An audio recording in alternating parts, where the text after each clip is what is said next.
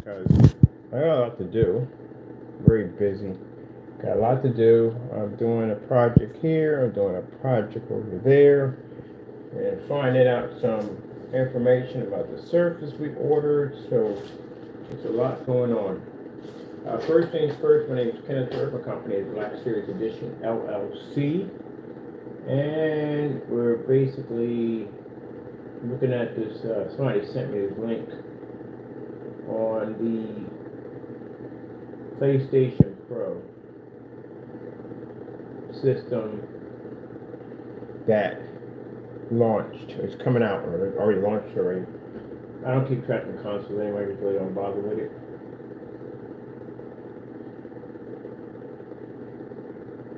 But anyway, still there?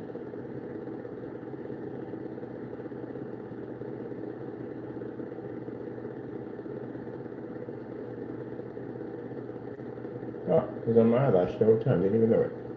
Alright, I'm saying like, what the hell is this on the side of my eye? I'm checking, but there's nothing there from my eyelash. Anyway, so again, I can't express enough. Um, compressed cases, tons of high-powered PC parts, spells natural disaster right from the door. If someone sent me something, said, well, you talk about the system having low hard drive, it has 2 terabytes. Yeah, that's nothing. That's absolutely nothing. It is nothing. Your system is upgradable to 4 terabytes. You can upgrade it to 8 terabytes. Why don't you just max this thing up and be done with it instead of just nickel and diming you on these machines? So what's going to happen to those of you who've already bought the first console? You're just going to go out and sell your console and rebuy it again? Because I know about that one because I went through that with the 360 era. The 360 bought another console and they bought a better console out and bought that console. And then, I turn around and I'm buying the same console over and over again just for a little bit of bells and whistles. That's basically about it. Just get a PC. At the end of the day, at least you know what you want. You can pick out what you want to put in your machine. When I looked at basically the difference in comparison of PC versus console, you're looking at basically, you're talking about exclusive games. They really don't have a lot of exclusive games. Exclusive games are out with the PS3, Xbox system, all that. Majority of most of your games now are sitting over on a PC system. So yeah, you don't have a lot of really high, heavy hitter titles like Gears of War. Halo was really big. Halo's pretty much fizzled out because I beat just about every Halo game there is out there, and I even read the novel on Halo. Halo has a book basically on it. It basically talks about the region and origins of freaking Halo. So yeah, big Halo fan. And that's the reason why it kept me coming back to console. The reason why I wasn't over on PC, because I was a big Halo fan. Gears of War. Certain games that they had only on the console system, but now it's not like that. When these systems came out, they were actually making remakes, remaster versions of games that they already had. So that tells me right there, things are not going well. But console is known for doing this. They're known for basically designing their first version, which isn't all that great, and then they turn around and they make a slim version of it, and then they make another high-end version of it, which the 360 and every system does. They've been doing it down through time. The only systems that really, Dreamcast did it too, because Dreamcast came with a black one. It is nothing different at all. It was a sports edition. It came with a couple of sports games as a package. They did it too. So they all constantly do these little remake of their systems. And again, as I said before, this isn't anything new. It's the same old thing. It's just the same song, different record player. That's all it is. They took more powerful PC parts and they stuck them in a compressed system. Watch, you see Brick City pop up. And it's going to be popping up all over the place. And what did they give you? Well, they did give you a massive upgrade. You do have that from the door, but the problem is you have it sitting inside of a small case with very little air ventilation. And if you thought the first ones had issues basically with bricking out, these are definitely going to have a brick out issue from the door. I'm making a video because I'm going to come back later on and say, yep, remember I made this video? Told you it was going to happen. You can't do that. I build PCs, man. I know from the door. The first thing when I design these machines, man, I got to look into cooling these machines down because they generate a ton of heat. So I have to make sure we got cases that can push out the heat, fans with proper RPMs that basically can drive that heat back and forth, and liquid cooling system, which you've noticed in every PC I build, I put liquid coolings in because, again, the CPU generates a ton of heat. So they gave you 20 gigabytes of RAM. Oh man, RAM heats up dramatically. It does. That's why there's heat spreaders on RAM. RAMs heat up, and this is going to be on a. It's going to be on a solid state. Of course, it's probably going to be solid state. You know how hot those things get to the day? There's a whole bunch of topics about the M2 solid states actually getting extremely hot. That's why they make coolers for them. And then on top of that, the storage you have is, they gave you 2 terabytes. Yeah, that ain't much. That really isn't much at all, period. Especially for those of you who have upgraded to 4 terabytes, you just went backwards.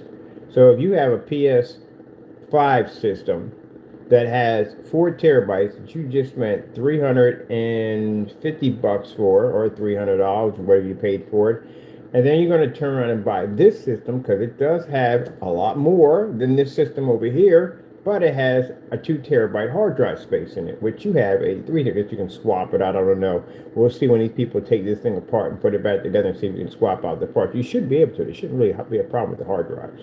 You should be able to change them out at will. But still, it's 2 terabytes. You know what comes with 2 terabytes? A Dell. A Dell computer that's been around since, how old is the Dell? Somebody see how old that Dell. They all come with 2 terabytes of hard drive space. Let me see. Dell 9010s. What years did they come out? 2012.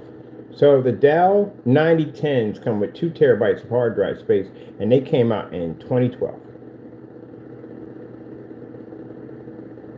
Let's process that for a little bit. You should be way over that. Way over that. Now, $700? Are you freaking kidding me? You mean to tell me that you're going to have to pay an additional $200, because the system right now is like $500, $700. If you already own a system, how does that even work? So you're going to sell your system, get far less for it. You know that's going to happen. That always happens. You never get the same price you get for a system. Not even for games. They already gouge daylight on that. So you're going to get pennies on the dollar for your freaking system. And then you're going to turn around and add more money to another system. And it's going backwards at the end of the day. See, that's why I said PC, we build a machine, we're done. That's it. There is no such thing going, oh, there's no PC. Then we swap out our parts. That's all we do. That's all we got to do. It's more expensive for console. I literally would have to buy a whole new system all over again for PC. If I want to upgrade my graphic card, I yank it out and put another one in. A hard drive, yank it out, RAM, motherboard, yank it out, whatever. $700. An i9 setup for my motherboard and for my my processor is going to cost me $489 for an i9. The CPU, if you have in here within the system, it's not going to match an i9 processor. No way in the world at all. The RAM space that I can put on that system is 64 gigabytes. Hard drive capacity, gee whiz. I can put 100 terabytes on my unit. Power supply, I can put in 2,000, so we're putting in 2,400 because my power, I got 2 sets of power supplies on my system, which we could do that. My 4080 or 4090, which I'm thinking about picking up, again, way more powerful. Keep in mind, it's going to have its own dedicated power supply at 1,200 watts by itself. So that's what I'm talking about. You can build it the way you want. And you don't have to go out like that. You don't have to go out that high out. You can pretty much keep it simple. And still, I've done this. I've done this way back when we had this whole thing with the PS4 system. And they were talking about, oh, you can't build a PC. Yes, I did. I built a PC for $500 when your system was costing like $800. Yep. Oh, you have to be stuck to a desk. No, we don't have to be stuck to a desk. We got a thing literally called big picture mode. We can go in there and play on different forms of controllers or whatever, button map, whatever the freak we want at the end of the day. We have free subscription, which we don't pay for any service. I pay on the PS4. I think I paid them like $80 or something like that, $70, whatever, at the streaming service and playing games. And then on my PC over here, I pay jack. I don't pay nothing. Point system. Yeah, the points that you collect, you can't do jack with them. The points that we have on PC, we buy stuff with those points. I literally have not gone and bought the rest of the stuff I want to buy on here. Yet, I'm up to around 20,000 points and I'm buying. You have any idea how fantastic that would be on the achievements that basically that I get off a console system. I can actually use the points for something. I had over 1 million points on the 360 and they weren't worth jack. On PC, I got 20,000. And if you buy games, you get points. So I bought a game for like $8 and I got something like 2,100 points for a game for $8. Yeah, and you can buy all kinds of cool stuff with. You can even buy games with those points. So if I want to buy a game, I can choose either money or points. That's why, again, being around console, and I've been around console for a very long time, it's a nickel and dime game. It is. It's always a nickel and dime game. I have spent so much money on so much stuff, especially when you find out it's not backwards compatibility. What do you do with the games? You just pay thousands and thousands of dollars for all the controllers and everything that are now not compatible with the game, that you're going to turn around and do the same process again and spend thousands of dollars for more games that are not going to be compatible. I have freaking tons of games in my collection that won't work on this system, they won't work on that system, they only work on this. Yeah, there we go. You're nickel and dime daylight savvy. This is even worse. Now they bring out the Pro, and the Pro's gonna cost you $700. So all the people who actually have the system already, you invested your time, you invested your money into it, and now they got a new system comes out, and it's a big difference from the other one. It's a huge difference from the other one. Besides a bigger hard drive space, which should be much larger, you're gonna have to switch over.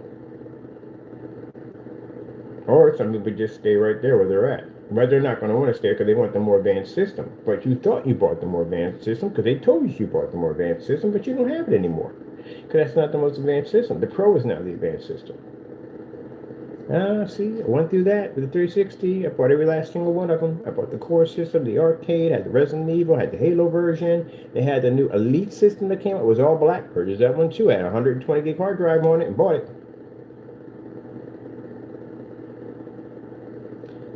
Yeah. Now, I'm waiting for the experts to come out and benchmark these things and say exactly is there a massive difference here and there? Is it really worth the $700 of spending at the end of the day? But it's kind of jacked up when you have a next-gen system and it's been replaced that fast by a system that similarly looks just like it. And again, the casing. The casing, you gotta be kidding me. PS5 Pro.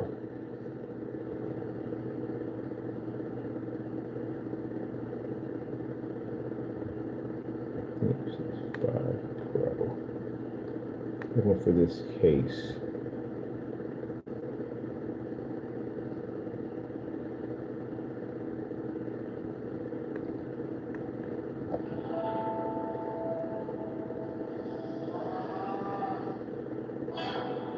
I just got to the PlayStation headquarters, and here is the choose between whether or not you get the best graphical experience or the most fluid experience with the highest frame rate. So from my time playing it at the headquarters, and we got to spend a lot of time with the PS5 Pro, comparing some of the most graphic intensive games out right now, and my goodness, I didn't expect the difference to be this big, but it is. So right out the bat, let's make it simple. I think it's interesting. This is what I find interesting. Right, PC gamers look at this in a way like, big deal. Been there and done that. We're way beyond that. And don't get mad over that. It's actually true. The specific console is different. And the reason why I don't want people getting upset with it, but it's true. You're not used to high-powered machines. That's what it comes down to. If you've been driving a Honda, and nothing wrong with Hondas, I love them. I got a lot of friends got them souped up, real nice vehicles. You're driving a Honda, and you sit inside of a high-performance machine, and they're like, good gracious, the seating, everything about that vehicle is like way beyond next level. That's what we're used to riding in all day. Even on a low-end machine, still are more powerful. It's not to brag or anything. It's just the fact to tell you at the end of the day that at least when we build our machines, we get what we pay for. We choose what we pay for in our machines, where you are at the mercy of corporations that will nickel and dime you. This is the reason why I left console. I'm tired of it. I'm tired of freaking going through this old nickel and dime system. What if I did go out and buy the PS5? Say I went out and purchased it, right? I go out and buy the system. I put the money. I invest everything into it. I pay the subscription, all that stuff, pay the games and all that stuff. And then I turn around and I spent a whopping freaking $900 for the upgrade the system and everything. And now they come up with another system that's actually much more powerful than that one. So what does that mean at the end of the day? That means I'm going to have to sell my system or just buy another one. Because now you got two of them sitting on top of your shelf. You're probably not going to play the other one that much because this one's probably far better than that one. And you're going to spend $700 for that. Yeah. Yeah, that's the reason why I stopped doing console. I got tired of the nickel and dime game. So the graphics that you're seeing on your system on the PS Pro when you get it, that ooh ah factor at the end of the day, I understand it's a big thing for console gamers, but for PC gamers, it's like, yeah, no, we're way beyond that. We just it's not gonna. I'm used to being playing on gaming on PC. I'm used to something much more higher advanced technology. I understand people get mad about it, but look, it is what it is. You switch over to a PC, you will not be coming back to console. You're like, good, great, the graphics are freaking unbelievable. It's the reason why I'm spending the money for my machine. The reason why I'm putting so much money into my machine because I'm future proofing it. Because I do not plan to buy any more PC parts for a while. I don't plan to go in and basically buy a console ever again. You know, the RX 580 is a 7-year-old card. That card is more powerful basically than you have on your console system right now. It's 7 years old and people still run those cards today on their gaming systems. It's a 7-year-old card. You know how many console systems you'll have by 7 years? That's what I said. You got to do the math on it. I think people sat there and say, well, PC has to constantly change out parts. No, we don't. No, you don't. I've had systems for 2 and 3 years. I remember watching my friends go up to before you could download your games onto your PC, before you had a console, before you could download games, you had to go buy the physical copies. I remember watching my friends go up and pre-order games at GameStop, and they come back like, "What you doing? I'm done. I just already pre-ordered. I was online. That's it. Done. Went to Steam, downloaded, done." They go pick up the game. I'm sitting up there, it's freezing cold, and they're going picking up the game. Gears of War. Gears of War came out in the wintertime. One of them came out in the wintertime. It was two or three came out in the wintertime, and they're up there waiting in line to get the game. I already downloaded it. It's sitting on my PC all ready to play. Now y'all got that option. You're able to do that now. I want to know what this cooling system looks like on this thing. I would, if I was going near this machine, which I wouldn't, I would sit back and wait to see exactly.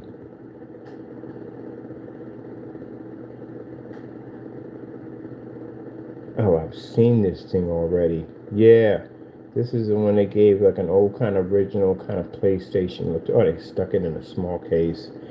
Oh well, that ain't gonna last long. Oh my goodness. Man, why do y'all do that? It's the dumbest thing you can do. Do you see people taking i9 processors, i7s, i5s? You see them compressing them in small cases. What a problem you have with that? Dell was doing that. Dell was compressing these things, and they were having issues. Those suckers underneath my desk were overheating like crazy. That's why I took them out. I had to rebuild the machine. And if that thing goes down, I mean, unless you know something about computers, then technically you got to send it back to them, and they got to fix it. And they got your system for a while, and you ain't got nothing to play. And you just better off, man, just learn a new skill. Learn how to build one of these machines. It's not hard to do. Build your own gaming systems. Get control, have power at the end of the day. Really control your gaming at the end of the day. I wouldn't touch one of these things. I'm done. I'm completely done with console. I'm done with the nickel and diamond game. I'm done with it. You'll spend money for this, and then next you know they'll come up with another system, and you'll spend money for that, and they'll come up with another system. You'll have 5 systems, but my system will still be sitting here, one by itself. That is crazy. You mean they made it slimmer? It looks like a slim. You've got to be kidding me.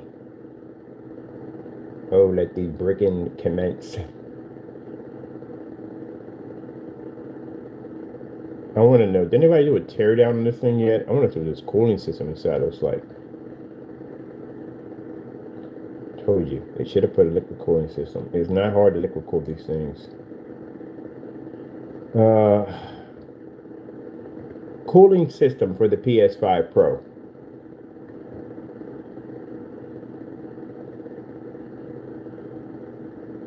Jeez.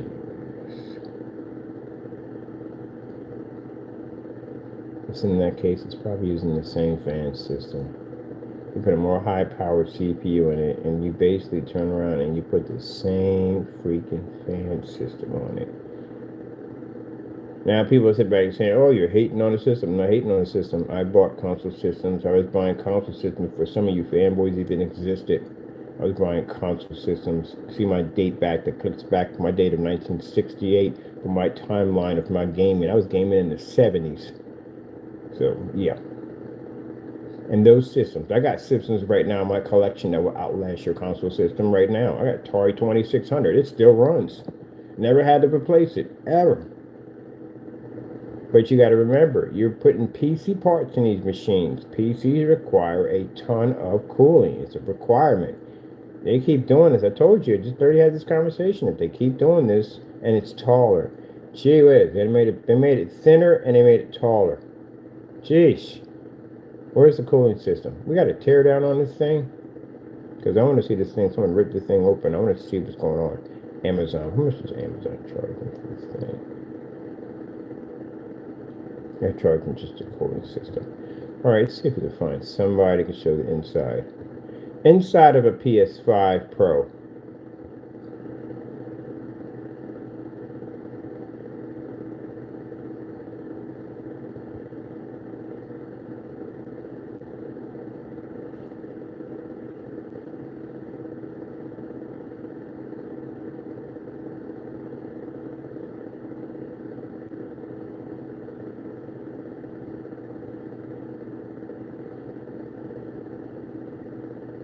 Well, we'll figure it out. I'm gonna find out who's got inside. I want to see what this cooling system looks like. They got it crossed out. No one's gone inside of it yet.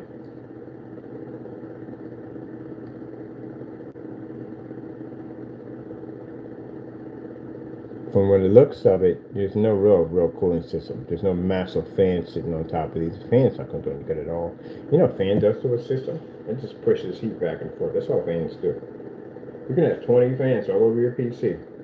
If your area is hot, guess where the hot air goes at? It goes right back into your machine. Now, people don't realize that. They said don't sit up next to the radio. Don't worry about that. If your apartment or house is hot, guess where that air is going at? That heat pushes right back and filters into your machine. So your machine's trying to cool down. It's trying to disperse the heat out. And the fans are pushing the heat out, but it's basically sucking in more hot air in your environment back into the machine. That's why liquid cooling works better. I learned that I had a PC called Red Dragon. The reason why it's called Red Dragon had a huge massive dragon on the side of it. In the front, the eyes light up when you turn on the case. And I noticed that my temperature, I had a temperature readout on it. My temperature reading was through the roof because I was in a hot apartment. And, sorry, not apartment, I was in the apartment one time. A room that I rented. It was in a rented room, and the room was hot. So basically, with the projector in there and everything, the room was all hot. I had to open up a window, and keep in mind the heat that was pushing in from the environment was pushing right back into my case, so my temperature was jumping to the roof. So I had to take the PC and open up the window and stick in there the window so it could draw cold air outside into the PC to get it to cool down. That's what your console systems do. I bet you, if you look at the numbers, there's more bricking on the system and overheating in the colder months where basically it's hotter inside the house than where it's cooler. I guarantee. I'm gonna go check those numbers. And knowing that and seeing that, that's when I realized that fans don't do jack. Fans just basically move the heat around. But liquid cooling, on the other hand, is a whole different process of basically cooling the system down. It's like having a little refrigerator right on top of your CPU. That thing's been running for 7 days. I've never turned it off yet. I don't have to. It can run, but no problem. You can turn the heat up in here. It can cook in here, and that thing can't burn out because it's got a little air conditioner sitting on it. Hey, buddy, how you doing? Yep.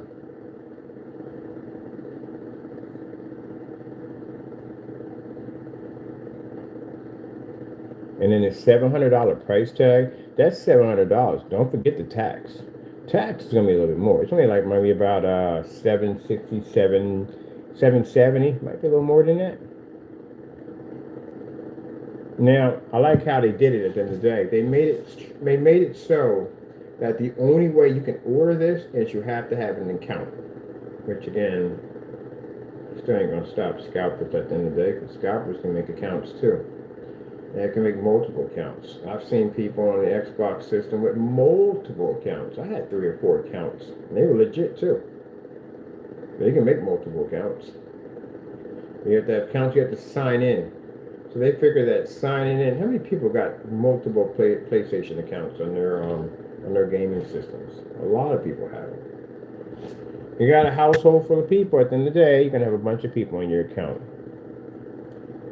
I don't know how that would even fix that problem at all, period. It should be one per household. That's where they should have done it. And that way a person can't come in and buy again. It's one per household. Yeah, but they'll figure a way around it. It's a hot commodity. But no, I wouldn't touch with a 10-foot pole. I'm going near my i9 processor combo kit. That's what I'm going to get. Let's see. i9 and motherboard combo. This is what I'm picking up.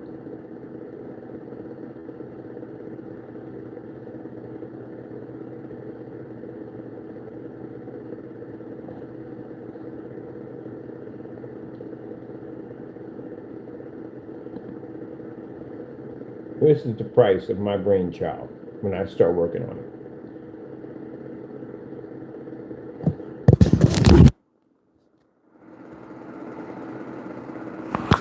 That's the price I'm paying. That's it.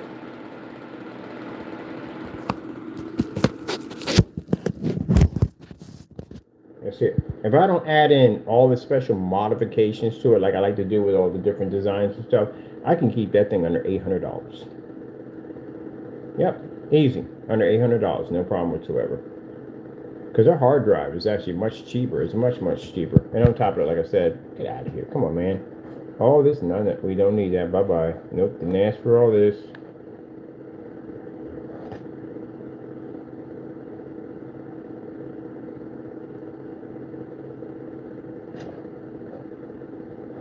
And it's not hard to do, people. It's not hard to put these together. At the end of the day, that you can't do it. Yes, you can do it. Yes, you can. It's much easier to build a piece of today than it was back then. Much easier to do. It's just memorizing your parts, that's all.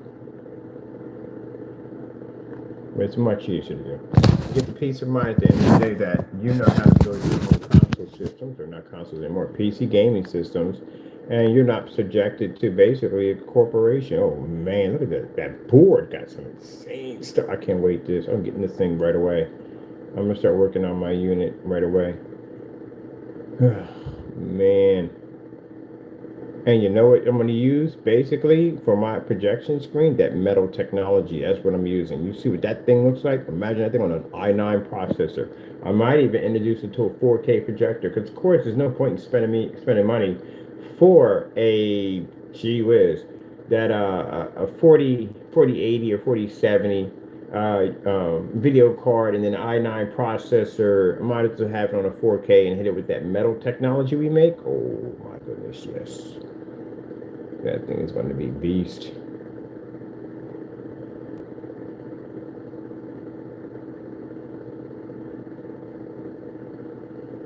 That's why I say you come off a lot cheaper. A lot cheaper if you build it on PC.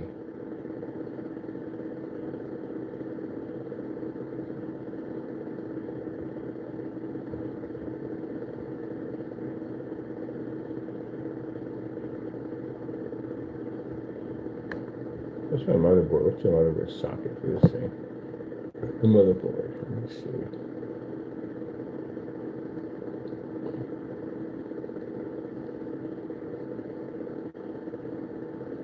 LGA 1700. Let's see. RAM.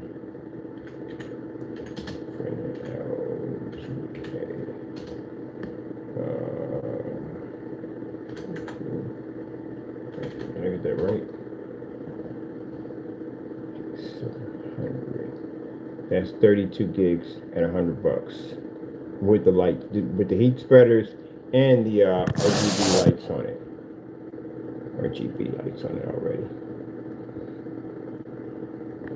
So I have, let me see, 4 points.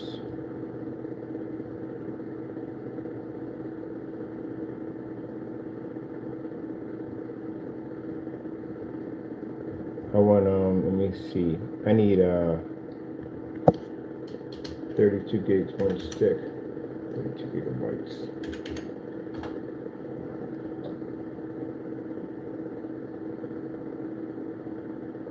So these right here, 72, 104, 104 is because you're going to get the lights on it, the heat spreaders on it. So we're talking about 32 gigs a stick, which would bring my system up to a monster 64 gigs of RAM. Is it needed? Okay, well, you don't need all that. I'm just doing too much. But might as well, because I hate to go back in the cases twice. Like I literally had to do this one, which I didn't like to do.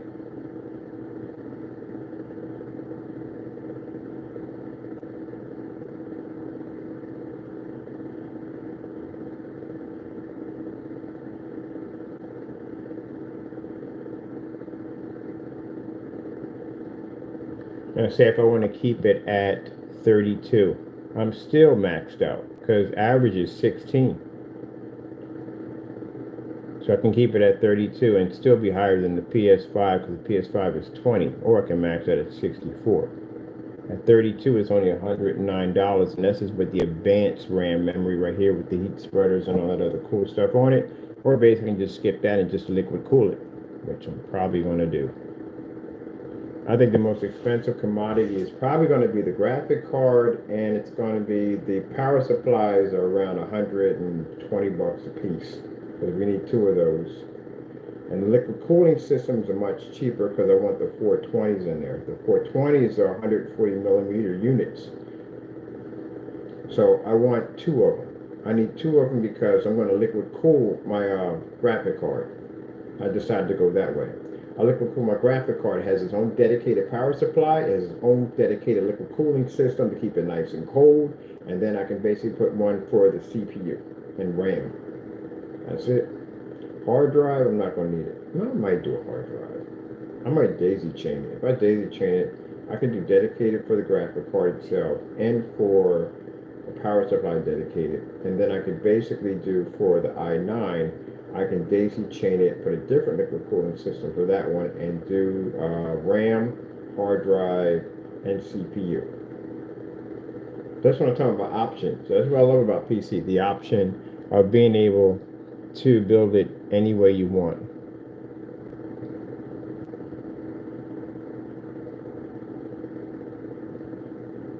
Don't get me wrong. I mean, the parts they put in the new system are nice. They really are nice parts they put in there. I'm not going to sit there and say it's garbage. It's not garbage. The parts they put in there are nice. But you're getting nickels and dimes at the end of the day because, again, if you already own the system already, then what? If you sell it, how much money do you think you're going to get for that system? Everybody knows that one at the end of the day that you really don't get much money for the system once you sell them. You're lucky if you get $100 for that thing. Let's see what it costs to sell a PS5. How much money do you get when you sell a PS5? Let me see. A new PS5 still in demand, but we're expecting to sell for. That's not bad at all. So you pretty much could do a little trade-off there for it.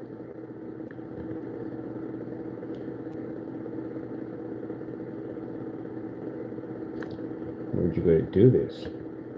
How much does GameStop give you on a PS5? Ooh, never mind, forget it. So you get 300 score. You can't get the same price for a used one. You'll get it cheaper. But if you're going to get it for store credit, you get about $300.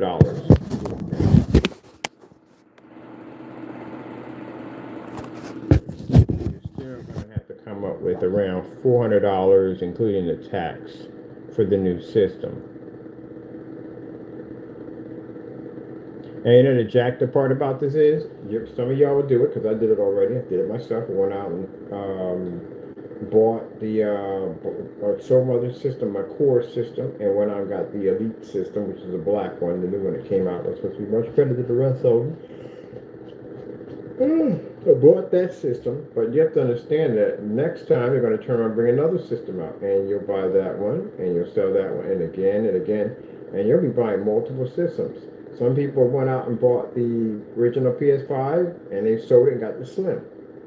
Now they're going to get rid of the Slim, and they're going to buy this one. Or just you're going to have 3 units up there staring you in the face. If that's not a waste of money, I don't know what is. You have this conversation with somebody like, why do you have 3 game systems? So don't they all do the same thing? Well, not really. This one does a little bit more better, but even though they're technically almost the same, but this one's a little bit more better. So you spent the money for this one, and then this one, and then this one. Yeah, and then another one comes out. Oh, well, this one is a little bit more better than another one, and then this one's a little bit more. Yeah, you got like 5 or 6 systems. PC, one machine. That's it. That's what I got tired of. I got tired of spending all that money for a console system. When they keep bringing out another one, and they keep bringing out another one, and they keep bringing another one. It used to never be like that. It used to be that they'd bring out a system, it'd be here for a while, you would not see any more of them, and then later on, a couple of years go by, one would pop up. That's when you would see it.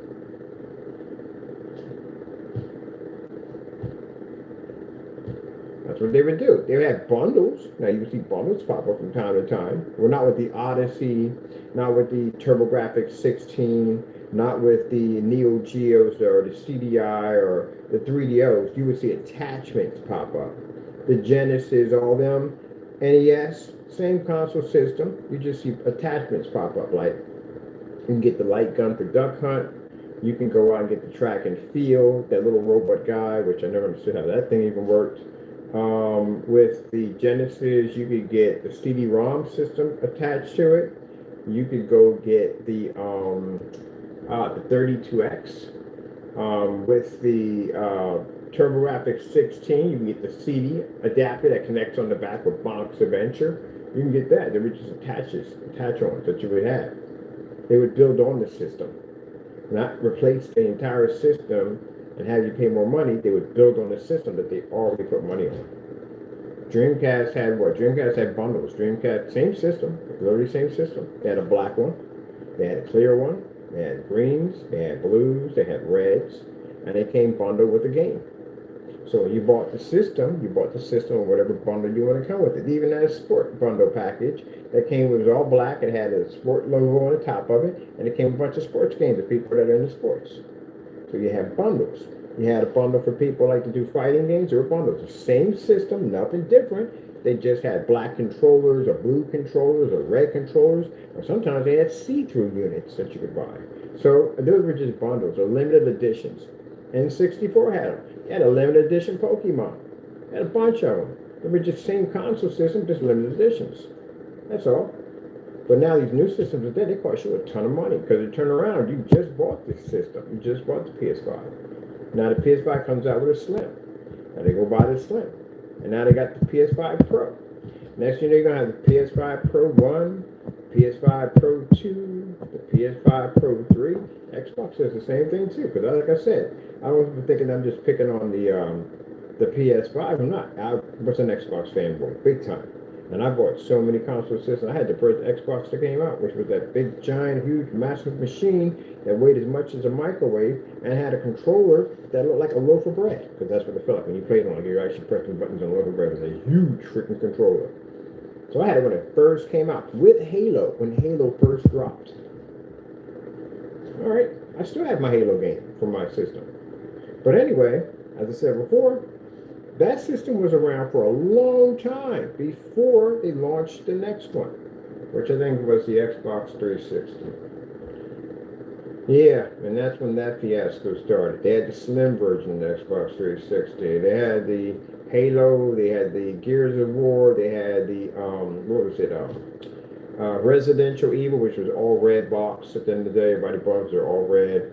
The face plates, bought tons of face plates for these things, cooling systems, all kinds of adapters to keep them nice and cool. But at the end of the day, the only system that they claim to have a more power, the only thing they would do is upgrade their hard drives. That's it.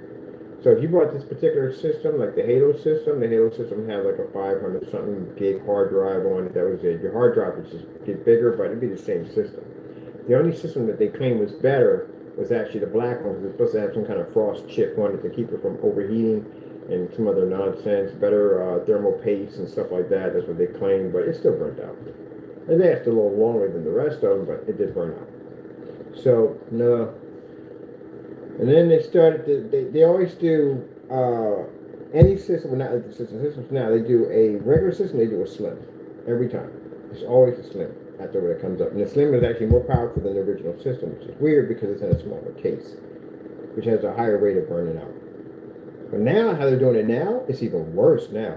Because now they're going in and they're saying, oh, we'll bring this system out, and we'll bring this system out. And you got like 4 or 5 systems coming out. I guarantee you, after this one launches, you're going to get another one. I guarantee you. I guarantee you. They got to make up for the money they lost. First thing they got to make up for the money they lost. PS5 had a horrible launch date. We all remember that. Their launch date was absolutely horrible. The scalpers went to work on them, and they sold the systems. They made their money. They did. The problem was they sold them to the wrong people. Scalpers went in and bought all the systems up. Now, if a customer buys it, a scalper buys it, it's going to sit in the warehouse somewhere until somebody buys it already stolen on eBay. Where are they going to sell that? That's where it's going to be at. It's going to sit in the warehouse. Where the average customer is going to pick it up, and they're going to buy extra controllers for it. They make money off that. They're going to buy extra games. They're going to make money off that, and they get a subscription. They're going to make money off that. So you have now sold all your items to scalpers where you made all this money, but you didn't make any money off the subscriptions, off the extra controllers, off the games. So you lost money in the process. That's why the PS4 is still running. PS4 should not be running. That system it should have been long gone, obsoleted.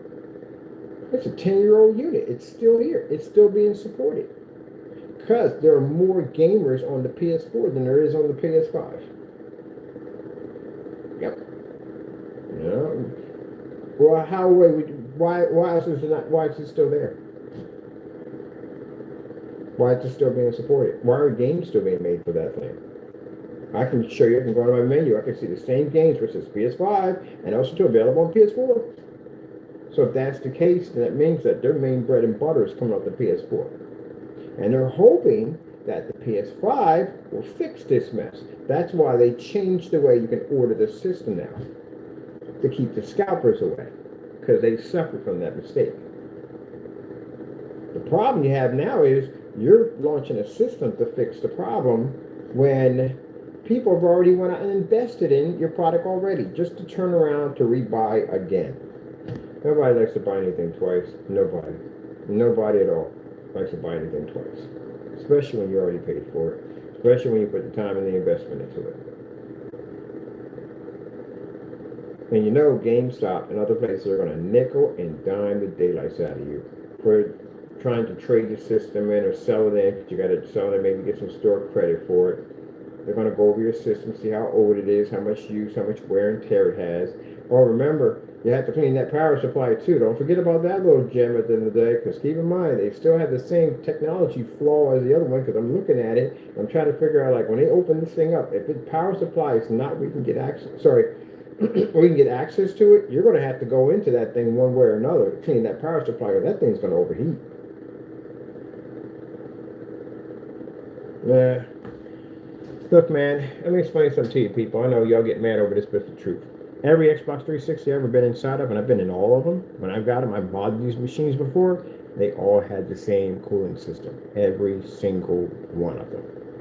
Even the black version, high-end elite system, with the 120 gigabyte, whopping 120 gigabyte hard drive sitting on it, same design. Every single one of them. All of them have the exact same cooling system on it. Can't use that. It's not going to work. They're going to have to do it this way. This is the only way your system's going to be able to run with no problem. This has been running for 7 days straight. I have not turned this thing off. I don't have to. It's a refrigerator system going on in there. It's nice and cool. See these fans right here? They don't really do anything. That system right there does all the work. That's a refrigerator unit. Why do you think people take apart the systems and they mod them out? Cooling systems on them. That's why. All heat does is just push it around air. That's all. Push it around heat. That's all it does.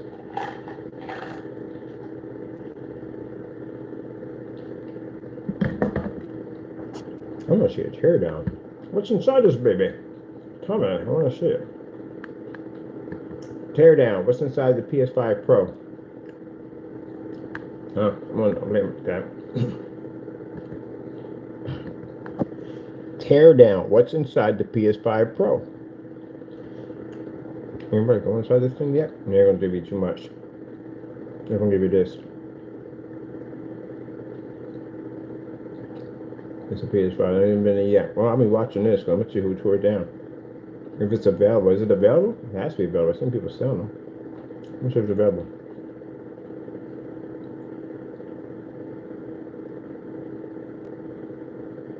It gives you 2 terabytes. All right. So if you do 2 terabytes, what do you have left after the OS takes its part? Because you're not getting just straight 2 terabytes. You're not getting that. It comes with 2 terabytes. The issue is how much you have left after the OS hits it. In mind, the system keeps updating. So that was one of the cool things about console when it first came out. There were no updates. There were none at all. But your systems act like PCs now, and they require constant update. You don't update these things. You can't even log in online. You can't even sign in. So every time an update comes through, it takes a piece of your memory away. So how much of this is going to eat away? So there's a whole lot of stuff I'm asking. Machine's not giving. So it's just giving me what the PS5 has. Well, somebody's going to get a hold of one of these things. Well, somebody has got a hold of it. They'll take it apart. I bet you it has the same cooling system as the other one. I bet you.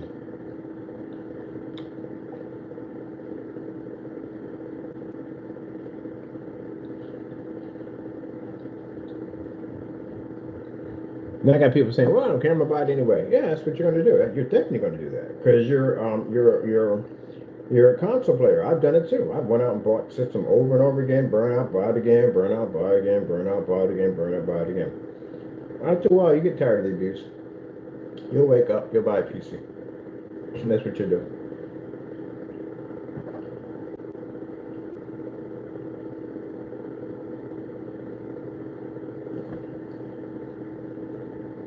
Everybody just sat there and said, if they upgrade this thing, do not stick it in the same case.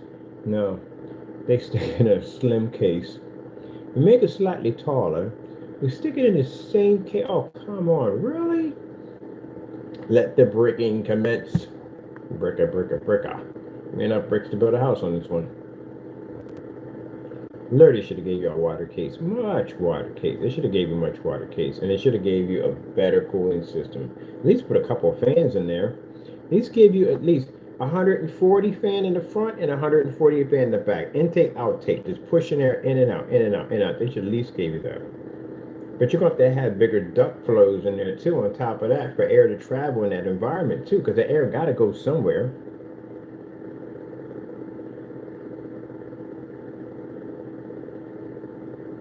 So they should have put 140 here and 140 at the bottom, which means when the air comes through, it has no choice because the air down here is going to draw it out. So if you put down your heat sinks all through here, down here, right? And you got all your components on your parts, that means when that air sucks in here, it's going to go straight down because the air is sucking out this way, air travels one end out the other, and it's going to push right through those heat sinks, and it's going to take all that hot air and push it right back out. One of the things you learn when you build PCs is how to redirect your air. So you learn how to basically where to put your fans at in the hottest areas to basically carry that air from A to B and draw it right back out of the system. And that's what I would have done. I would have put a massive 140 fan. It's a big fan right there. You get one of these on the side of your case, one of these monsters. And I would have had it so when it hits, you have your coils here, down here, and all your components there. That way the air would have to come in, be forced through all these coils to keep it nice and cold, and then you would have your outtake would actually take that air and push it out through here. Like a backdraft. And then to keep the fans clean, you put in these little slots about this big that would have filters on them. They're plastic filters. And you can pull them out. PC's got them, and you can scrub them down with a brush, clean them down with some water, and put them right back in. That's it. That's all you have to do.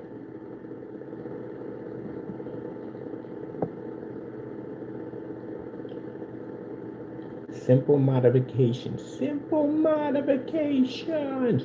Because you know how I know about that system? I did it with the whatchamacallit. I did it with the whatchamacallit with Elite system. I did the same thing. I took 100 millimeter fans, I opened up the entire thing, pulled the case, took a drill and punched a hole right to the top, punched a hole in the bottom, and I was flushing air through here, bringing it down and flushing it out to the bottom. Did it myself, my own system. It worked too. Got a fan in that sucker. And you don't have to run the fan off the power supply. People are actually going into the power supply and wiring fans, and you don't want to go mess around in that area. I mean, you may be successful, maybe you may not be successful. But I needed mine on its own dedicated power supply.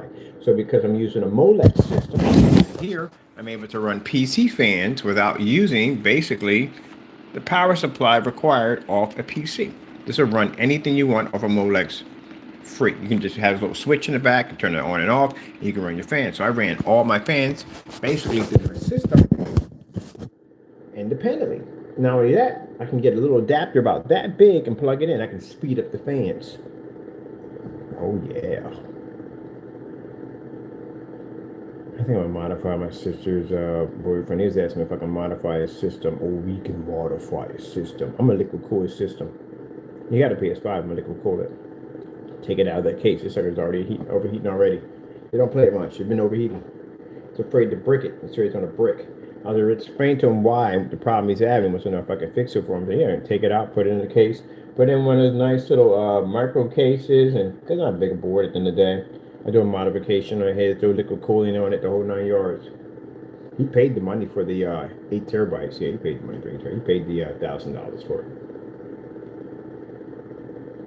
I put all that money into that, man. I need something at the end of the day. I need something better than I got to cool it down. It's too hot. I can't even play games on it no more. It's crazy. Yeah, we'll fix it. Cool that sucker down. Drop that Celsius. Because you saw the PC I did in here. So what the freak is that? So it's a liquid cooling system. It's a refrigerator unit on my PC. I love the liquid cooling system. I love it so much. I'm a person who basically invented the liquid cooling system. Thank you so much. Thank you. Thank you. Yeah, I love liquid cooling so much. I do. It's worry free. That's what I love about these systems. Worry free. And if anything breaks, I'll fix it myself. I love it. But it doesn't. It's worry free. I leave the thing on. It stays on. I mean, I leave the office, it's on. It's on for like 7 days. Leave your gaming system on for 7 days and see what happens. Leave it on for a month. This system will run for a month. Never had to turn it off. For a solid month. Leave your game system on for a solid month. See what happens. This is how you know your cooling system's not good. Heck, you see these systems I have down here, the smaller ones, I never turn them off. It's very rare I turn the PC off. I leave them on. These things are run. I had these things running for I had these PCs for somewhere around 5 years. And in the 5 years I had these machines, they ran 24/7. The only time I turn them off is I'm moving somewhere, I'm taking it someplace else, but other than that, they stay on. Yep. And even my PC had that problem. When that sucker shut off and came back on and it was having problems loading up, the hard drive was overheating. So I had to pull the hard drive out, take it out of the case, and leave it open so airflow can get to it. So that's why I said if PCs aren't properly cooled, they will malfunction. That's why when they have gaming PCs, you ever seen the case for gaming PC? They're huge. They have tons of fans all over them, designed to push all that air, because the bigger these parts get, the more powerful these parts get, the bigger the PC cases start getting, the more fans they run, the bigger the liquid cooling systems get. Got those big giant 420s. The 420s are carrying somewhere roughly around 140 millimeter fans. You know how big a radiator that is? That's a huge radiator. Because people are basically, when it comes to PC, you're obsessed with cooling. I'm obsessed with cooling. I love cooling so much, you have no idea. Getting the PC down to 17 Celsius, we did that on a liquid cool system called a freezer box or whatever the machine thing, the sub box, whatever. 17 Celsius. You know how cold a CPU was at 17 Celsius? Yeah. Icy, baby. Icy. Yep. Icy. 17 Celsius. And had it documented right there. And by the way, that CPU was overclocked. Our buddy came in and overclocked it. He was like, oh shoot, can I overclock it? Go ahead and knock yourself out. I'm curious what will happen, because it's a test box, so we're going to see exactly what happened if we could do that. So basically, the combination for that was having it in vegetable oil, which again, It can carry heat or carry cold. Depends on, the CPU is the one actually pushing out the most heat.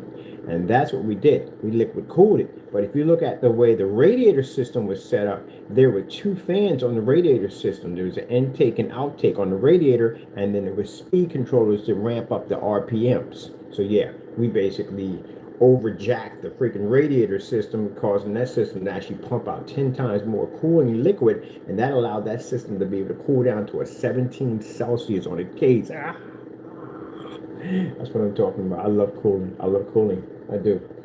Now I'm looking at how to build my own reservoir systems, because I want to do that. I want to build my own mass reservoir systems to pump even more flow of cooling solutions right through my CPU. I'm gonna freeze one of these days. One of these are like a block. I'm looking at. No, because I'll lose a couple of fingers in that one. We ain't going near that.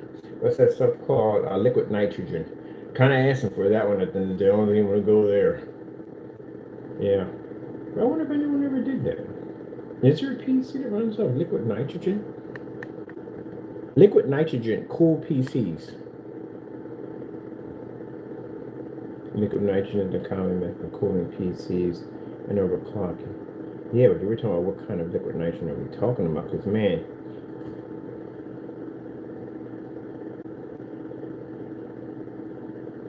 wow. Well. What are you at the end of the day? Oh, you're beautiful. You're beautiful.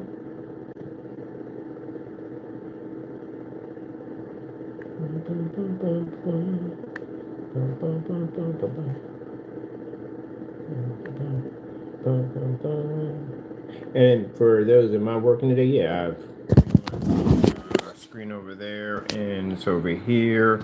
Testing something with this to see how this is react. This is a surface that's already painted already, and this is a surface that's not painted.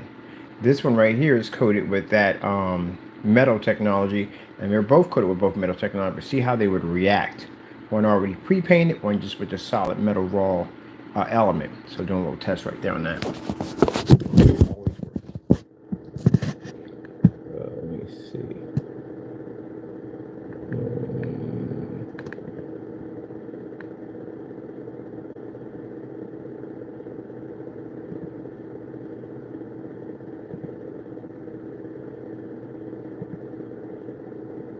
Geesh.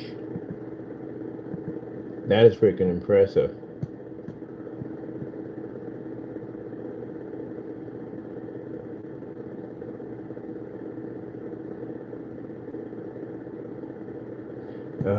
That's freaking cool.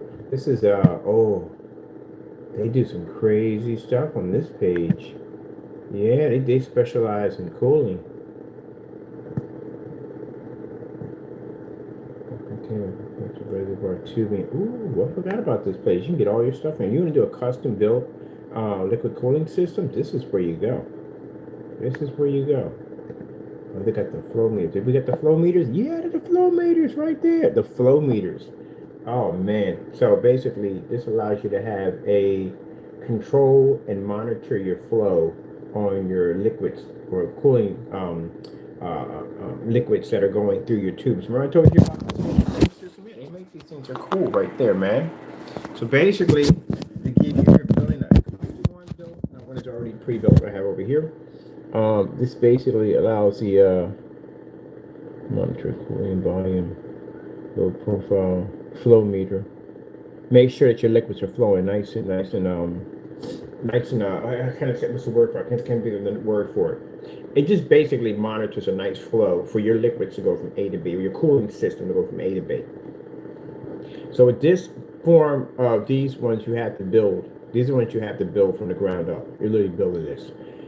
You use a special kind of solution. It's a cooling solution. It's like any kind of an antifreeze, but it's not antifreeze. But you still have to put other chemicals into it to keep corrosion or any kind of buildup from piling up. Because again, things could pile up and your pipes could get blocked and you can have problems. This is where you get into the really high-tech part of cooling at the end of the day, when you start modifying all your cooling systems.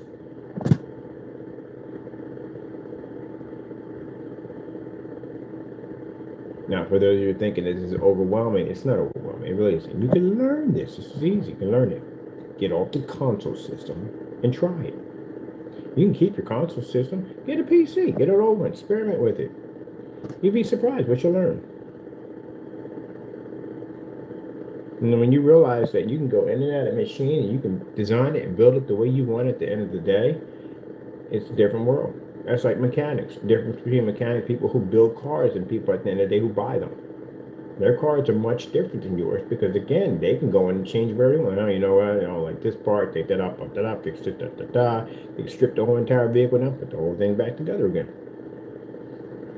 And they're different kind of people. Can you imagine? They should do a show on that mechanics that go to buy cars. I would pay so much money to watch that. Bring somebody in that basically knows cars and let somebody just try to dupe them on a vehicle. They have to go to the worst car lots ever. It would be a reality show. And have him go in there and talk to the guy like, yeah, well, what you need is this, that, and the other. Uh-huh. Yeah. I couldn't imagine what goes to the mechanic's mind when he goes, he's just with a friend or something, and he comes in there and he helps him, and the guy's talking to him like he don't know jack. Like, yeah, yeah, sure, yeah, yeah. Must go through their head like, gee, like, yeah, I have no idea what I do for a living. Yeah, it's hilarious. I know it's interesting. I like a buddy of mine called Lucky. We never knew he played classical piano, professional too. At that, never knew it. We would never see him in a million years. He was a rollerblader, into the Nirvana grunge look. You know, wear dreads and stuff. You know, real naughty dreads. His dreads weren't basically maintenance. They were just growing up to the sake of growing. They were real nice, but he liked his hair naughty. So he had the naughty dreads on and run down sneakers and all that stuff. He was in the grunge. So we went past this, skated past this piano store. They had these beautiful luxury pianos in there. And we always carry he carried flip flops, so I'm going to carry like a pair of sneakers and stuff because we can go in places and get something to eat. They don't allow skates. We can change out our skates, throw them over our shoulder, just put sneakers on and walk in there. So we walk in this place, I gotta check this place out. I'm like, why do you want to go in there? Because we never knew we played classical piano, you know what I mean? We listen to heavy music, skateboard, you get all kinds of crazy stuff, but classical piano, that guy? No. Anyway, we get in there, and of course the sales clerk comes over and goes, oh, you hoodlums, I don't want you in the store. It's kind of the attitude he gave us. And Lucky was in there walking around. We were just looking at some stuff because I had no idea. I've seen pianos before, yeah, everybody has, but I don't play it for jack. And then all you hear is this dun, dun, dun, dun, dun, dun, dun, dun, dun, starts playing classical music. It's interesting how the guy comes over and goes, sir, I need you to get away from the piano, as if he didn't know what he was doing. You know, if he's African American or whatever, he's sitting there chilling and about to play the piano, and the guy's acting like he doesn't know what he's doing. And man, he played the heck out of that piano. Yeah, even told him it was off key. Need to get this tuned up. It's off key. Yeah, it shocked him, didn't it? Never judge a book by its cover. I was shocked at the end of the day. I had no idea he played classical music like that. And I was like, what? He's been playing since he was a kid. Mother made him take the classes. He fell in love with the classes, become obsessed with it, and plays classical music. So it's funny how you hang around these people all day long and you see them wearing, the same workout gear you have on, you know what I mean? Everybody's wearing I wear hockey jerseys and ripped jeans when I skated, so, but then you see them downtown, you're like, oh shoot, I didn't know Lonnie was a freaking lawyer. You see Lonnie in a whole suit and everything, and driving a Bentley. I'm like, what the freak? Yeah, one of the guys basically we hung around with was named Lonnie. And Lonnie basically he just wore regular old clothes. He drove a bummed out car when he came down to the lot. I wouldn't be driving a Bentley either to the lot either. But Lonnie was rich. Lonnie had money. Lonnie made partner. He worked for a big law firm. He made a lot of money. And we saw Lonnie downtown. We were skating through. He ain't north or anything. Wave by to us. A cool dude. Because most people just ignore you. You make that kind of money. He's a nice guy. He's down to earth. And I was like, that's yours? And they're like, yes, mine. Yep. I said, what do you do, Lonnie? He said, I'm a lawyer. I made partner. I said, gee whiz, but I never thought about that. Yeah. And I said, then when they come back down to the track, we just treat them like they're what we see them as. I guess they want to forget that part, just to go there and work out and just chill. Yeah, a lot of people we work with, a lot of people we skated with, we never knew what they did for a profession. But yeah, learned to play classical music. Never forgot that. Walked in there and played the daylight. He shocked everybody. Thought he was some dirty grunt at the end of the day. Didn't know how to work that piano. He worked that piano better than they did. And then told him at the end of the day, your piano's off key. Yeah, check them out. Man, yeah. Going into Best Buy and having some guy explain to me about projection screens. Larry went through that one time. Well, what you want here is you want the screen right here. It's 120 inch, and man, it produces an amazing image. Yeah, but the screen's white. Don't worry about that. Don't worry about that. The projector we have here, this projector, they pointed to the most expensive projector, which was the Epson LS800, which was sitting there. We have the Epson 800. This projector is absolutely amazing. It will make this screen look like a plasma TV. And I'm like, oh, really? My sister's in there about to break out laughing. You don't know who I am at the end of the day. It's going to make it look absolutely incredible. You're going to be able to pick up all the contrast, all the color. Can I use this in a fully lit environment? Yes, you can. Yes, you can in a fully lit environment. You never have to worry about the screen washing out or fading. What about the narrow? You can pick up and things I'm saying out of my mouth. You literally don't pick up what I'm saying. What about the narrow viewing cone effect? Like, can I pick it up from the side? Can I pick up a 100% Infinity 1 contrast level? You didn't even know what I was talking about. Yes. Yeah, should be to pick up a 100%. This contrast has projector has amazing contrast. Yeah. I've had customers who had that projector and it looked horrible on the screen. They were sold at the end of the day. That's why they contacted us. Well, sir, you interested? No, not really. To tell you the truth, that projector won't work for Jack on a white screen at all. Well, how so? Because it can't read the Infinity 1 contrast level. It can't pick up color, has poor ambient light projection technology, and the fact that the projector has a high lumen count sitting that close to the screen is going to literally wash out the screen itself. I had to show videos of the Star Wars screen outside. Blew his head clean off his shoulders. 180-inch screen outside. Blew his head. His setup doesn't do that at all, period. I saw the pictures, though. He has that projector on a white screen in the dark. Look how beautiful the clarity of the image is. Yeah, okay. This is a $300 projector, a Sony VPL FH30 outside on a 180-inch screen, and I'm watching Star Wars, a dogfight in outer space, 100% contrast. He was looking at what the freak? Yeah, that's our technology. That's it. Walked out the store. Cool guy, though, by the way. Yeah. Like my neighbor. When I first got over there, had the all-white screen out there. Told me, you got to get one of these. I just got one of these, you know. Got to put a movie theater in your backyard. The girl would absolutely love it. She almost broke out laughing. She literally almost broke out laughing in front of this guy. Your girl would actually love it. You know what I mean? That's how you up your game, my man. You know, put a movie theater out here, so you know your girl can go out here and chill. Guy lived next to me. He talked like Carlton from Bel Air, but he wanted to be basically hip so bad it wasn't even funny. Hey, my man, what's going on? I'm like, I was raised in the hood, in a really bad neighborhood, so no.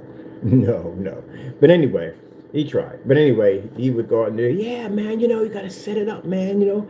You and your girl come and pop some popcorn, you know what I mean? You know, get a movie theater, man. That's what you need to do at the night. Put one outside, you know what I mean? Be hip. My girl almost laughed in his face. Like, you have no idea who you're talking to having this conversation with. But I didn't say anything about it because I don't care. Oh, man. I'm just there basically to make my money, and that's it. That's it. And look, all I said was, wow, nice system. That's really nice. You got a white screen. Said, yeah, man. Yeah, got it for a good deal, man. I can hook you up. I can get you one of these screens. Yeah, that sounds great and all, but I'm going to look around and see what I can find. But thank you so much. I appreciate that. I ain't rude about it. I might be rude about it. I can sit there and say, yeah, right. Technology we designed will absolutely crush your screen. No, we didn't do that. We just sat there and let me enjoy your screen the other day. That's what you like. That's what you like. Leave it at that. Even though he's a jerk about the whole thing, just leave it at that. He'll figure it out. That's what I usually do. Let people figure it out. Like when these jerkers do dumb stuff to us at the end of the day, well, he knew what we were about, but the other ones didn't know. Yeah, found out, didn't you? This stuff will get crushed. You'll end up giving me back my money. You can't keep my money. You can't. Product don't work. He found out the hard way. He probably confided with the other one, like, hey, did you give him back his money? Like, yeah, I did give him back his money. They all settled on me to give back my money. So, you'll figure it out. But anyway, yeah, went out there and got the screen, 180-inch, painted it black, was hanging it up. He comes out, he gives me pointers about the screen, like, oh, man, I see you got the screen. Mind when we paint them, we have to coat them gray. It's a light gray, because I bought it cheap as I can, because it's only designed basically to absorb. That's all it's designed to do. So the other side looks gray, and the side looks black. So he comes out, oh man, you got it wrong. You got it wrong, man. You got to turn it around. You got it backwards. I said, no, it's good. That's the way it's supposed to be. So that's never going to work. We're not going to see anything. Yeah, probably so. I don't know, but I got a funny feeling this is going to work. I don't know. I just got a funny feeling.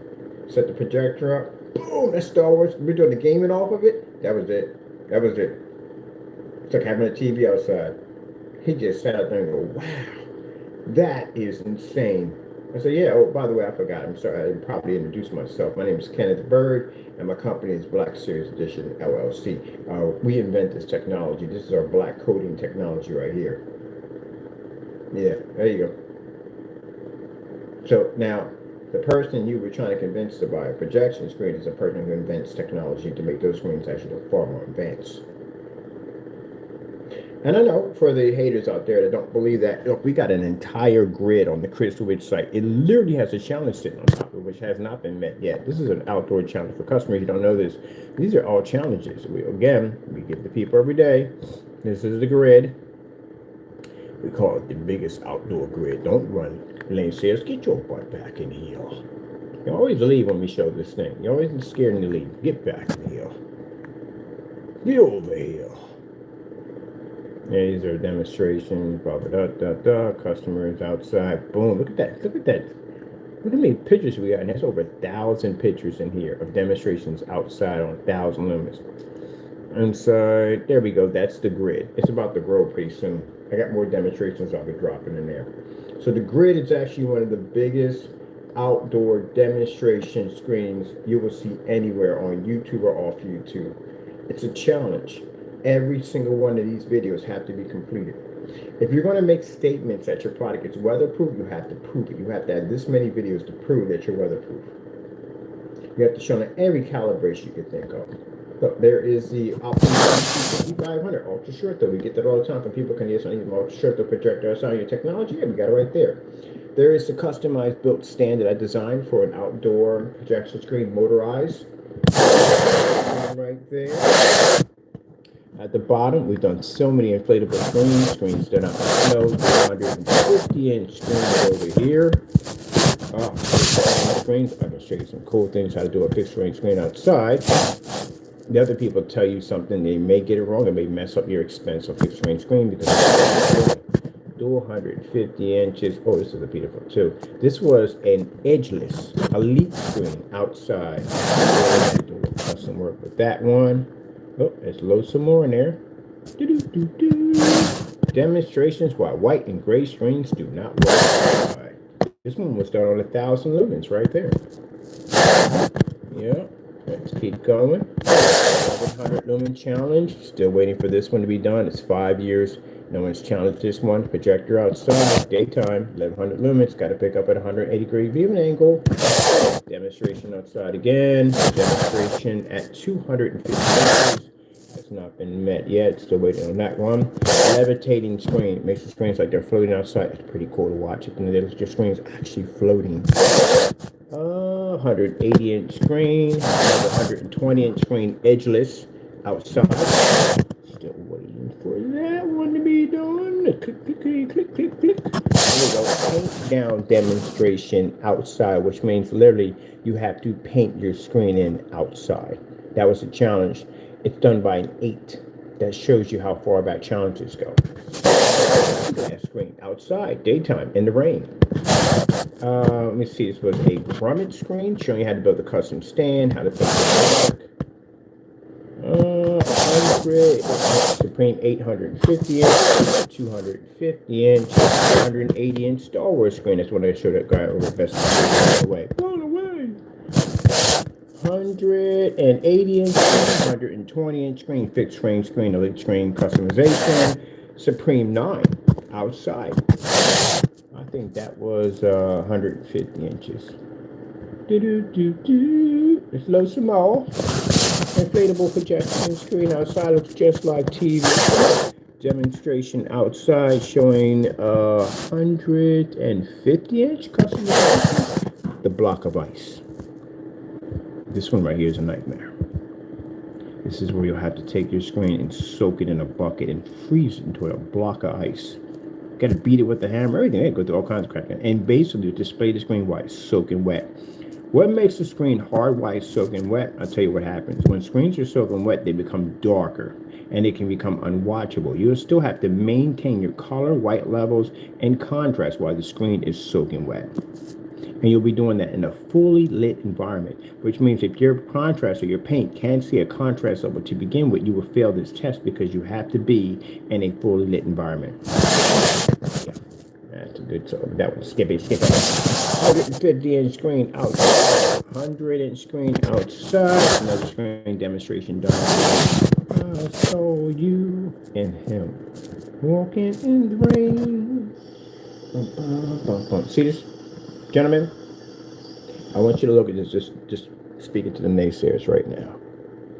When you sit there and do demonstrations of you in a window, next to a window, and you go, "Oh my goodness!" You sent me that video. "Oh my goodness! Look at that! Look how amazing that looks!" We really, I can do 150-inch outside. There are no walls. There's no windows. There's nothing protecting the screen whatsoever, and my projector is over 18 feet from the screen. So that's why when I sit there and I get those, they send me links sometimes. They'll send me links and they'll be all dancing around some screen like they're having some kind of freaking seance. Talking about, "Oh, look what we've done. We've got a screen right next to a window and it's producing amazing images." No, it sucks. It doesn't even work. You got to do this. This is how you impress people when you do a demonstration. You can't come to somebody who's been doing this for years. I've been doing this for literally for years. All right? And bring me some demonstration like that. Please. You're not impressing me. I'm laughing at you at the end of the day, especially when you're insulting me. If a person shows me that, I've had people show me pictures next to doors and stuff, and they were very polite, very nice people, and I go, "Nice job. I like that. That's pretty cool." I got a lot of people I support with their products. But when you deliberately insult me and make me sound like I'm supposed to be an idiot at the end of the day, and you are coming at me to try to attack my product, and your product sucks. You can't even get that at the end of the day to produce like this. We can. And you're celebrating to me? You just sent me a video of you guys dancing around like a bonfire because you got a screen that was a 4x3, the pickup that wasn't even in the window at that. Go, "Oh, look, it's near a window." Please. We do this for fun. This is nothing. What you just showed me, this is easy for me. This is what I do. Whoops. Notice any of the color? See that green grass out there?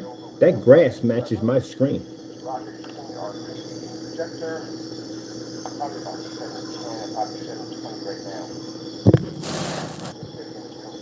So that's why they think they get mad at me. They go, "Oh, he's just," I'm not being mean at the end of the day. It's just that you're not going to insult me. Oh, by the way, that's a phoenix. But anyway, you're not supposed to insult me. Tell me what you're talking about. And then send me some dinky video of you guys dancing around a screen that's 3x4 feet. That's not even in a window. Showing some kind of nebula going off in the background, talking about, "Oh, look how amazing, best product." Where's the best product? Where is it? I'm developing new black technology as we speak. Where is your product at? Nowhere to be found. You know what? It doesn't work because you haven't done enough testing. And eventually you will bump into people like me. That's what he's bumping into. He's bumping into people who know the field, people who have been in the field, people that are experts in the field. And they're asking him questions that he can't answer because he doesn't know what he's doing. That's why he pulled the paint. A lot of things I found out about why the paint was pulled. Only that you can't ship it to us because again it don't work. But anyway, what you're showing me at the end of the day, if you think I'm impressed by that, I'm not. Your environments are always so dark, and even next to a window, you still can't read your contrast level. How can you read that? That's a black level right there. How can you read that if your screen comes up gray? That's not sitting at a window. That's outside at 150 inches sitting in the grass. So it's not impressive when I see a demonstration of you clowns dancing around a 4x3-inch screen talking about, "Oh, we have the technology. We have the same thing you have." No, you don't. You don't have jack at the end of the day. You really don't. Do this outside. Yeah, if you really want a challenge, wait till that Sun Killer Nightmare comes out, and I'll definitely give you some challenges at the end of the day. Gee whiz, jumping around screen time. Oh, we got it, we did it, we did it. We didn't do jack at all, period. You know how freaking annoying that is when somebody sends you dumb nonsense like that. Oh, we got it, we got it. And they talking all this trash and email at the bottom, talking, we're better than you, we're this, that, and the other. I'm like, okay, whatever. Yeah. And I showed them the demonstration, the screen in the window with the fish pushing through. That was the end of. They shut the video down. Yeah, come on now. This is the part where Danny really should have did his homework. You should have researched my company. You really should have. If you'd researched my company and looked at the stuff that we do and what we did to him at the end of the day, you wouldn't have come near us with a 10-foot pole. But you didn't believe, but you believe now, don't you? All right. Get back to that gaming thing at the end of the day. So, bottom line is, I'm building the PC. I'm not near going near console ever again. I'm finished. I'm done. Look, man, if this is the path the console's going down right now, the high-powered parts, sticking them in the compressed systems at the end of the day, no. I've done the red ring of death too many times to count. I'm tired of systems breaking, burning out. And all that nonsense, I am not dealing with it at all. Period. No more. I'm finished. That's it. I got my old console systems. I like them. They still work. I can always go back and play all of them. I can go play my PS4. My PS4 has actually been more reliable than the new systems we have right now. Heck, the fact is, the PS4 has a bigger terabyte than the freaking PS5. Or bigger hard drive space than the PS5. PS5 has 600, right? Yeah, after your OS eats it up. The whatchamacallit, the PS4 has a terabyte. And then you're talking about, well, we got 2 terabytes now. Yeah, they do you some bones. That's what they did. You should have 4. I kept telling you, you need 4 terabytes. You need 4 terabytes. At least give you 3 terabytes and give you 1 terabyte for the system's operating system, which is going to eat through that with no problem whatsoever. And they keep designing these bigger and bigger games. You're going to basically still have to go out and buy a new stick for that thing. You think 2 terabytes is going to last at the end of the day? They were advising you to do 4. How do you go from 4 to 2? You see that in the end of the day. The PS5 system has less than a terabyte on it. It has gigs on it, which is gigabytes, which is bad. And basically, to really update the system, 1 terabyte's not going to be enough. 2 terabytes not going to be enough. They advise you to do 4 because everybody's doing 4. There's no point in doing that. Just do 4 of them, right? But instead of giving you the 4 terabytes, what they should have gave you in the system, they gave you 2. And you know why they did that? Because it's expensive. It's very expensive to put those hard drives in there. I looked it up. Look it up for yourself. Why do the new systems have such low hard drives? And the reason why is expensive. So look at the price of the new system. Is the new system $500? Is it $400? It's $700. Including with tax, that is going to be a nightmare. PS5, $700 with tax. Oh, PS5 Pro with $700 tax. I'm done saying that tax, too much. PS5, $700 with tax. I butchered it, I know. PS5 Pro. Let me see. Pro. So depending on where you live at, your taxes are going to be like, whoa. Could be like $60. Yeah, I was right. So basically, roughly with tax, you're going to be like paying $80. It depends on where you're going to be at. If you're in Delaware, lucky for you, because Delaware doesn't pay tax. Because I lived in Delaware. You don't pay tax for jack over there. How is that so? How come Delaware doesn't pay any tax? I think that's pretty cool. They don't pay any tax if everybody else has to pay taxes. Yeah, you know you pay taxes, yeah. But you don't pay taxes on items. Delaware has 0 tax. Yeah, you're gonna pay that. They're gonna charge you $60 to $80. I guarantee you. And then after that, you're gonna be like, you're gonna pay for the $800 for that system. That's what it's roughly gonna come down to. $800. You trade your system in, at least you'll be saving some money.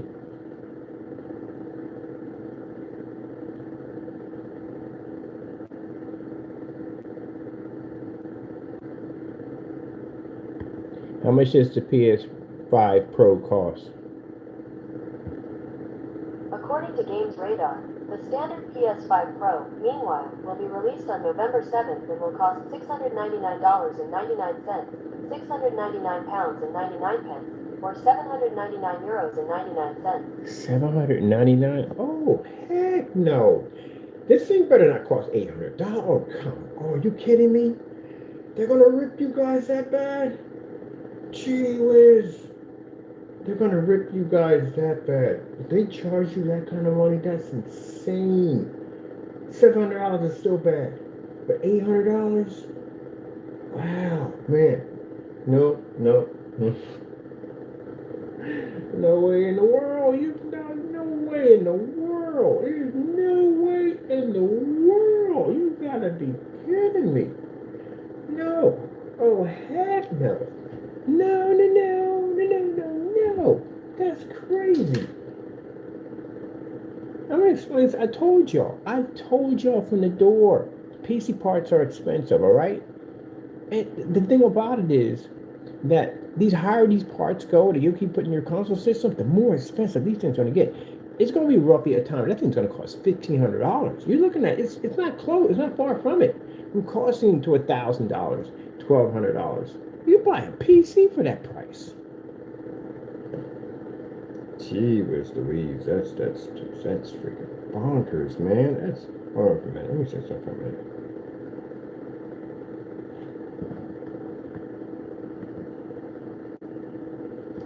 $4060 graphic card. 4060 graphic card. Oh, you can hear me. 4060 graphic card. All right, even a 4060 is more powerful than what you have in your machine. It's a 4060 RTX. All right, so RTX 4060. Let's say we do this on a cheap. We can get one at Amazon for around 4060 for around $289, right? GeForce $289. All right.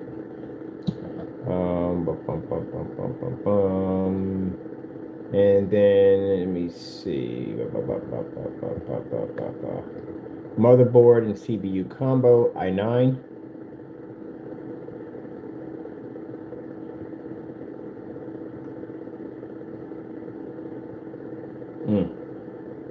They charge you $800. You know tax is going to be on that thing. The more you pay for an item, the higher your tax is going to be roughly on that thing. You're going to be roughly almost at $900 on that thing. Roughly $900. Because I remember when the 360s came out and the system was $299. I bought the arcade. It was $299, but it was $360 because of the tax they hit me with. All right, so this is i9 process. I'm looking at this one. So let me see. Jeez, my God, you're freaking kidding me. The two expensive things you're gonna pay for is your CPU. But if you get a CPU combo, that kind of cuts down on your cost big time. I do combos all the time. It's much cheaper than buying everything separately. All right, so we want to do around $460 for our CPU and motherboard combo. And of course, the RAM is about $109, right? That's for my RAM. That's about 32 gigs of RAM. All right. I'm gonna go over here and get my graphic card. That's around $289 for this monster. It's still a big boy card at the end of the day. That's gonna cost me around $289. So that's around $858. And consider the fact that my graphic card is far more powerful than your system. It's a 4060 RTX, much higher than the graphic card you have in the PS2 or the PS5 or PS5 Pro. It has 32 gigs of RAM, still much higher. And it runs an i9 processor, which can run circles around your processing chip. In all three of your systems, as a matter of fact, if you combine all the PS5s together, they're not going to equal to an i9 processor. Not even close. That's what I said. They're ripping you off. And then as for hard drive space, well, let's say, if we do hard drive space on our system, I want to do 4 terabytes of M2 solid state drive. Let's see. Go over to Amazon, get 4 terabytes. I can get 4 terabytes. Let me see.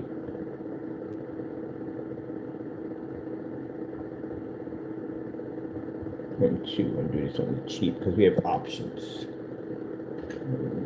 2, 3, 4 terabytes.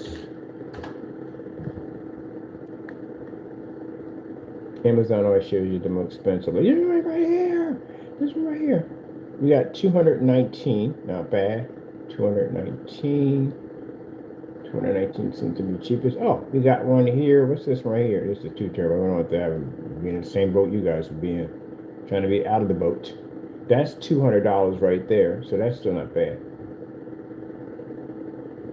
All right. So we'll take this one at $200. $200 right here. $200. So that's 1,058 in power supply. So roughly around $1,200. We can make a more powerful system than your system. A little bit more money, yes, but consider the fact that you're losing money in the process. We're not losing any money at all because if you already own a PS5 already and you basically have to upgrade to this machine, you're going to have to basically sell your system in order to trade it in to get store credit you're going to lose money in the process. You're going to lose money. And if you buy the system, you're only getting 2 terabytes on your hard drive space. You're not really getting a lot at the end of the day. You're not for that price at the end of the day. So you're going to spend that money. You might spend like maybe $1,200 just to get a PC. And then you see the graphic card on that machine. The graphic card's a 4060. A 4060 is way beyond what that system could do. No. On top of that, consider the fact that you're going to pay for subscription costs. That system's not going to pay for subscription costs. So every month you're going to be paying about what, $80? How much you pay for a PS subscription cost? Let me see how much it costs. PS5 top subscription costs. All right, let me see here. Top tier. Oh, my fault. Bad people. I'm saying $80. Well, I'm sorry, monthly. If you do it monthly, it's $159 monthly. So yearly. If you do it yearly. Wait, what the freak? PlayStation Plus Premium 12 months subscription. Okay, yeah, that's for a year. So you're doing $18 a month if for top. It's 18, yeah, because I pay about $17 for mine, but I pay mine yearly because sometimes we miss months. Yearly. So still, again, it's still money out of your pocket, and it's still $18 you got to add up. That still adds up at the end of the year. 18 times 12. 18 times 12 is 216. That's $216 you're spending a year in order to basically go online and play, including all the games you'll be paying for. It's not worth the investment, it really isn't. But look, hey, it's up to you. That's my personal opinion at the end of the day. That's mine, okay?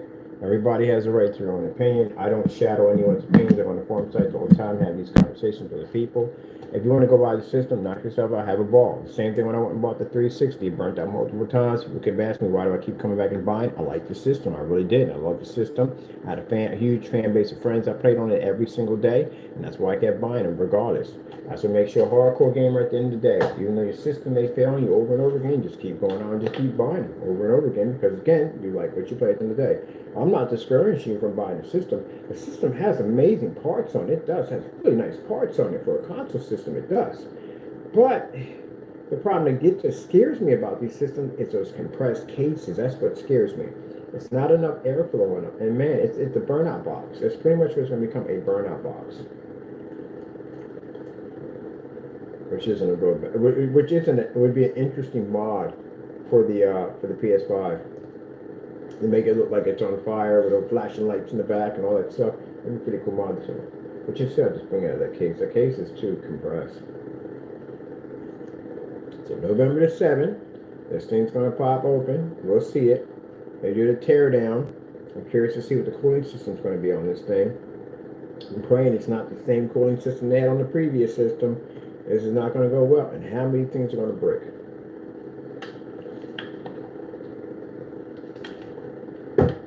I miss the days of the N64.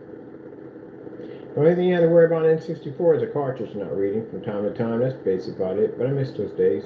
Going home, sitting in line, waiting to get your system, the colorful boxes. Oh, N64 had beautiful colorful boxes.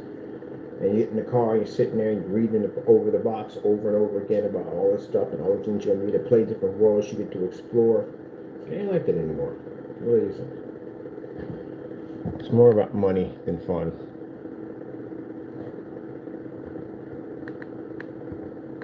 N64 boxes. Yeah.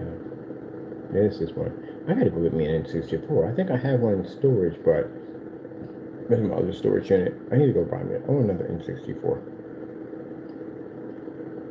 All right, people, enjoy it. I got work to do. I got to finish. I just want to put my 2 cents in real quick. I know my 2 cents lasts us a little too long sometimes. I do apologize about that because I know you got things to do in your day, but I do thank you for coming in. And I got to get back to work over here because I got this thing to test out and I got that to test out. I'm going to tell you one thing. I realized something too, that I went back and took a look at the cardboard, whatever they call it, whatever it is, the plastic screens. I couldn't figure out why. In all the demonstrations, I sprayed the screen on. Like I sprayed it in every single demonstration. And now I realize why we sprayed them in. That surface over there is a pain in the butt to roll over. It is a complete nightmare headache. That's why I sprayed them in every demonstration. We made those out of curved screens, curved screens, and we used them. I used a paint spray on every single one of them. They're headache. Oh, they're my goodness, they're headache. I swear. We got to put it in a whole section in our pages now on why we advise you to, if you use that screen as a projection screen with our formula, we advise you to spray it in. Do not roll them in. Don't even bother priming. The primer, for some reason, will not stick to the surface. It's a freaking nightmare. It is. Headache painting that thing in. It was an absolute headache. So, no. From what I learned from the experience, this is why you have to go out and record your stuff, research things at the end of the day. I'm so glad when I was in the store I didn't buy that 4x8 because they had a 4x8 in there, and I'm looking at it and Lord told me not to buy it. I didn't buy it. I bought this one right here. I bought the 36x72. That's what I purchased. And man, when I started painting it, it had I kept seeing the white areas. I painted again. I let it dry. Sometimes you got to do a dry system and then paint over again because we do that with the silver ticket screens. The leak screens have that special coating on it. Sometimes you do that with that. Sometimes you have to do it with walls that have what do you call childproof walls. You can do that with that sometimes. This thing was a freaking headache to paint down. Now we got some information on it because now I look back at my archives. Mom, we haven't touched this stuff in years. We don't use it. We have never used it. Wow, I've been using fixed frame screens, Philomona screens, fabric screens, stuff like that. I don't really make the trip all the way out to Home Depot to go pick this up and come all the way back. So now knowing when I went back in my archives and I was like, did I ever roll this thing in? Because man, this thing's a freaking headache. And realized that in every demonstration, that screen was sprayed in. That's why. Can't make contact with a roller with those things because it's a headache of a surface. So now we know this and put all of the information in there because I can't advertise on this surface and say, oh, it rolls perfectly. No, what we just went through, or what I just went through, or what me, Taco, and God went through. Yeah, it's a freaking headache, man. Never again. Next time I'm spraying that thing, I took that thing up to the shop and it's done. Oh, it was such a freaking headache. So now we know exactly not to touch that. Mind, we're able to roll over a cardboard box, roll over these metal pieces with no problem. That surface right there, nightmare. That's why we have it on our site. We don't do polyester tarps because people ask about doing polyester tarps. Do not go near polyester tarps. We have people asking about stucco. Don't paint on stucco. Just don't. If you figure a way to sand down the area where your screen's going to be at, that'd be pretty cool to watch. You know, I mean, think you could paint over that, but no, stucco's a freaking nightmare. I don't even know how you would go about that. But yeah. Let me see. This turned out to be a good video, but there's chanting going on in the video. Like, oh, heck no. You have no idea what the heck they're in there saying, what they're trying to summon. I have no idea why in the way you would have that in there. Let me see. 100 inch. Yep. 100 inch. This is how we find ourselves in black. Yep. Glad I basically took the time. I didn't go out. The Lord told me don't buy. That's why you gotta listen. Don't listen to yourself. Listen to God. When God's telling you not to do something, don't do it. If I spent the money for that big surface and it went through that nightmare I just went through, yeah, that would have been a headache. And I go back and I say, wait a minute, I know I rolled this thing in. And so it's, no, you didn't roll it in because I had the same problem back then that I'm having now. It was sprayed in. Every single demonstration was a spray in demonstration. So, I couldn't figure out why I was using those cannons all the time. That's why.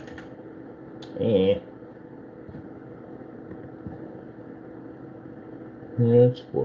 Let me see.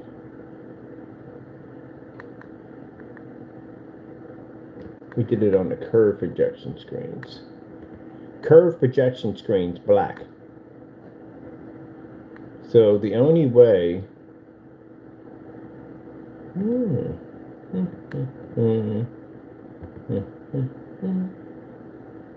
Oh, it's rear. Still gonna buy it anyway. So let me see. The only way. Looking for black screens. Every time I type in over black, I'm always hunting for black screens. See if anybody has one. Anyway, the only way that'll work, it has to be sprayed in. So that's why I had to go back on my archives and say, wait a minute, we use these for curved screens. So I was like, did we ever roll one of these in? All these were sprayed in.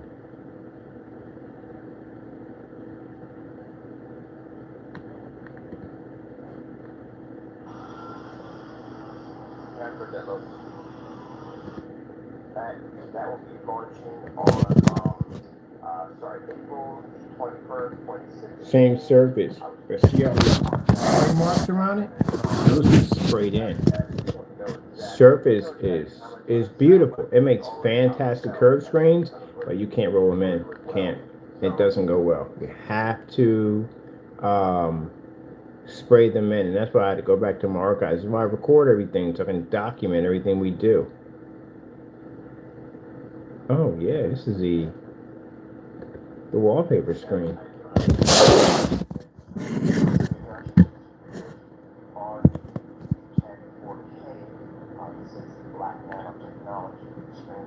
This is black nanos. That way. Nanos, just like TVs. Just like TVs. These things were other. This is an interesting way of painting the screen to get it to convert this way.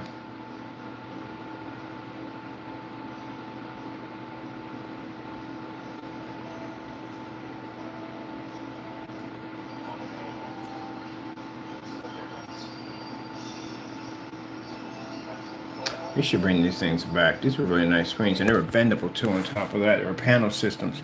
All right, people, I gotta go. I got work and I got research to do, especially on this, which is interesting because this is the metal side, and this is the side that was already pre-coated with the paint already, and then coated over with the metal technology. So, got to do some testing on that, and then that over there.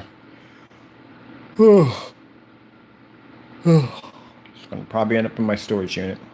It definitely is. So I went out and put an order in for a 36 by 72. I was going to try to get a sheet of wood. No, we can't get that. We can get it here, no problem. It's just the bottom line is no. They make them this thick. We don't want anything super thick. I need something thin, lightweight. So we're going to do a sheet of cardboard or styrofoam, one or the other. So I got to go back up there again. Work. All we do is work. All right, people. Gotta go. God bless.